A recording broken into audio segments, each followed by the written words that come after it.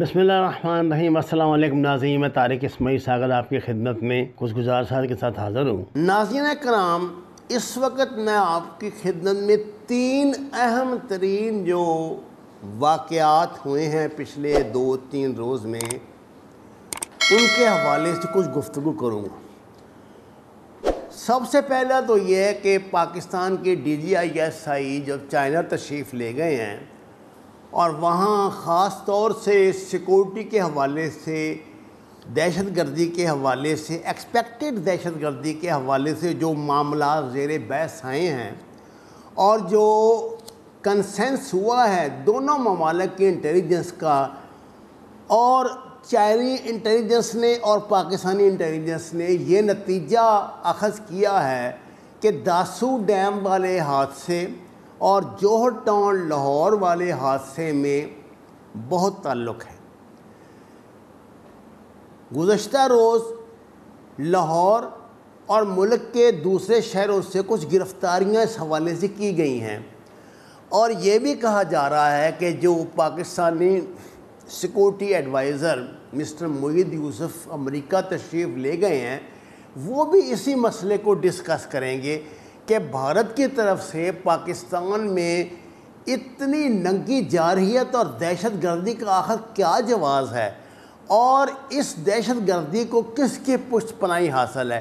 کیونکہ بھارت خود اتنی جرأت نہیں کر سکتا کہ وہ اس طرح 2 بڑے واقعات یکے بعد دیگرے پاکستان میں کر دے۔ ناظرین کرام، جوہر ٹاؤن کا واقعہ آپ کو یاد ہوگا، جو یہ جہاں حافظ سعید کے گھر کے نزدیک ایک دھماکہ ہوا تھا جس میں کچھ لوگ شہید ہوئے اور خاصے زخمی بھی ہوئے اور کچھ نقصان بھی ہوا۔ پاکستان کی کاؤنٹر انٹیلیجنس نے بہت برق رفتاری سے کام کیا اور جلدی اس کے کلپٹ بھی پکڑ لیے، لیکن اس کے کچھ دنوں بعد ہونے والا داسو ڈیم والا واقعہ، جس میں چینی انجینئرز کی بس کو دھماکے سے اڑانے کی کوشش کی گئی تھی، اس کی تحقیقات اور تفتیش کے بعد یہ علم ہوا کہ یہ دونوں واقعات ایک دوسرے سے جڑے ہوئے ہیں، اور ایک مخصوص موڈس اپرنڈائی جو اپنائی گئی ہے اس نے یہ واضح کر دیا کہ اس میں انڈیا کا ہاتھ ہے، اور NDS اور را دونوں کی مشترکہ کارروائی ہے۔ ناظرین، TTP کے سربراہ نور ولی مسعود کو، جس کا شاید کسی کو نام بھی یاد نہیں تھا، CNN جیسے چینل پر لا کے اس کا انٹرویو کرنا اور اس کے ذریعے پاکستان کو دھمکیاں دلانا، اور اب اس کی طرف سے یہ اعلان کہ وہ اپنے 20,000 فالورز کے ساتھ قبائلی علاقہ جات کو آزاد کروائے گا، اس گریٹ گیم کا حصہ ہے جو پاکستان کے خلاف شروع ہو گئی ہے۔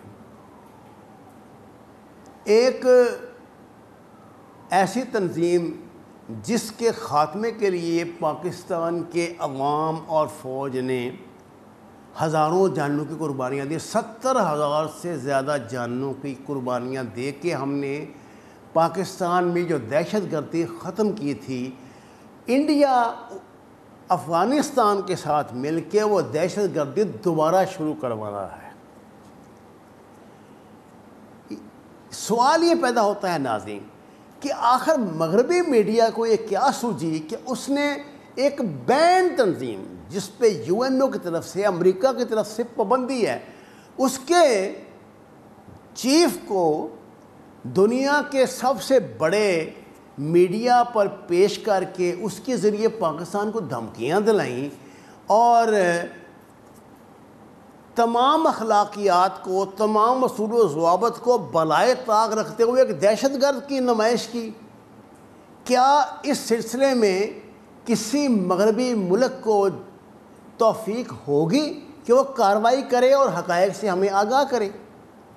ناظرین کرام، یہ سب اسی گریٹ گیم کا حصہ ہے جو پاکستان کو ڈی اسٹیبلائز کرنے کے لیے پاکستان کے خلاف کی جا رہی ہیں۔ اس وقت صورتحال یہ ہے کہ پاکستان کے دشمن یہ سمجھتے ہیں کہ چین اور پاکستان بالکل یکجان ہو چکے ہیں، اور اس میں شک بھی کیا ہے۔ اب چین کو سبق سکھانے کے لیے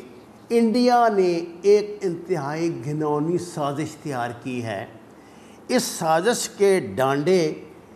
سیکرٹری بلنکن کی دلی میں کل دلائی لاما کے ریپریزنٹیٹو سے ہونے والی اہم ترین ملاقات ہے۔ دلائی لاما تبت کے علاقے میں جو انہوں نے ایک غیر قانونی اپنی حکومت ایگزائل گورنمنٹ بنائی ہوئی ہے، اور چین کے خلاف شرارت کے لیے عموماً اس کو استعمال کیا جاتا ہے۔ آپ جانتے ہیں کہ چین نے اب تک یہی کوشش کی ہے کہ وہ نہ کسی ملک کے معاملات میں پنگا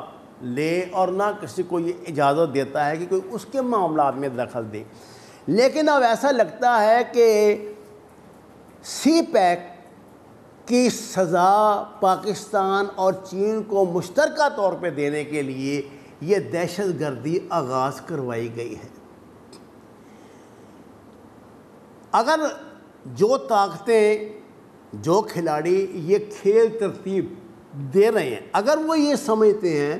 کہ اس پہ پاکستان اور چین خاموش رہیں گے تو وہ احمقوں کی جنت میں رہتے ہیں۔ اس بات میں کوئی شک نہیں، پاکستان کی بھی یہ پالیسی ہے کہ اس کی سرزمین کو کسی بھی ملک کے خلاف استعمال نہ ہونے دیا جائے، اور پاکستان اس کا ثبوت دے رہا ہے۔ انڈیا نے بھی یہ بات تسلیم کی ہے، کوئی پاکستان کی طرف سے پینیٹریشن انڈیا میں نہیں ہو رہی، جبکہ انڈیا بار بار پاکستان کو انگیخت کرتا ہے، مجبور کرتا ہے۔ یہ جو دو بڑے واقعات جوہر ٹاؤن لاہور اور داسو ڈیم والے ہوئے ہیں، یہ پاکستان پر دباؤ ڈالنے کے لیے ہیں اور پاکستان کو اکسانے کے لیے ہیں، کیونکہ اس وقت اسٹریٹجی ایسی بن رہی ہے، پاکستان کی سفارتکاری، چین کی سفارتکاری اور چین کے معاشی اثر و رسوخ کی وجہ سے اس خطے میں جتنے بھی پاکستان اور چین کے ترقی مخالف قوتیں ہیں ان کو شکست ہو رہی ہے، وہ ہار رہی ہیں، وہ یہ جنگ بری طرح ہار رہی ہیں، اور اب وہ یہ چاہتے ہیں کہ جس طرح بھی ممکن ہے سی پیک کو روکا جائے، جس کے لیے بڑا ضروری ہے کہ چین میں بھی پنگے بازی کریں اور پاکستان میں تو کر ہی رہے ہیں۔ ناظرین کرام، وہ وقت دور نہیں جب ان سب شرارتوں کا ایسا خاتمہ ہوگا کہ دنیا دیکھے گی۔ طالبان وفد کی چین میں آمد اور ان کا بھرپور استقبال دنیا کو یہ سمجھانے کے لیے کافی ہے کہ اب طاقت کا توازن اور طاقت کے مراکز بدل رہے ہیں۔ وما علینا الا البلاغ المبین۔ ناظرین کرام، درخواست ہے قرآن و نماز کو ترجمے کے ساتھ جانیے، ہمارے چینل کو سبسکرائب کریں، لائک دیں اور سچ کے سفر میں ہمارا ساتھ دیں۔ آپ کا شکریہ۔